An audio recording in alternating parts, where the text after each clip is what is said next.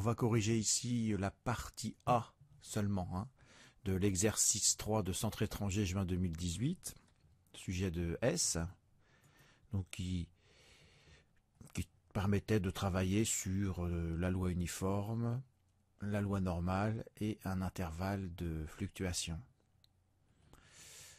Alors, dans la première question de la partie A, le détaillant constate que 75% des melons du maraîcher A sont conformes, il fallait déterminer X. Donc d'après l'énoncé, la variable aléatoire MA représentait donc la masse en grammes, et elle suivait une loi uniforme donc sur l'intervalle 850X.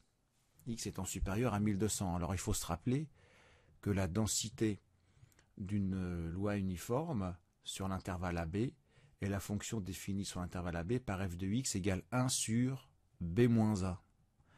Donc ici, comme on travaillait sur l'intervalle 850x, f était donc défini par f de t égale 1 sur x moins 850. Donc il faut bien faire attention. Ici, x est considéré comme une constante. Donc il ne fallait pas écrire f de x, mais f de t. Poursuivons. Donc les melons qualifiés de conformes donc, sont les melons pour lesquels la masse est comprise entre 900 et 1200. Donc on doit avoir cet encadrement de grand MA. Donc d'après l'énoncé, il y en a 75% qui sont conformes, ce qui nous donne que la probabilité que MA est entre 900 et 1200 est égale à 0,75. Donc on va transformer cette probabilité en intégrale, puisqu'on est avec une loi uniforme. Donc cette probabilité, c'est l'intégrale de 900 à 1200 de la densité, qui sera égale donc à 0,75 toujours.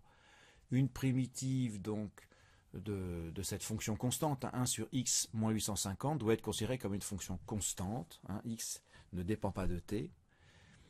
Donc ça va être crochet de t divisé par x moins 850 entre 900 et 1200, ce qui nous donne cette différence qui est égale à 0,75, soit 300 sur x moins 850 qui est égal à 0,75. Ça se résout facilement. Là, on est au niveau collège. Donc, on en déduit que x va être égal à 850 plus 300 fois 4 tiers, ce qui nous donne 1250. Donc, la conclusion, c'est que x est égal à 1250.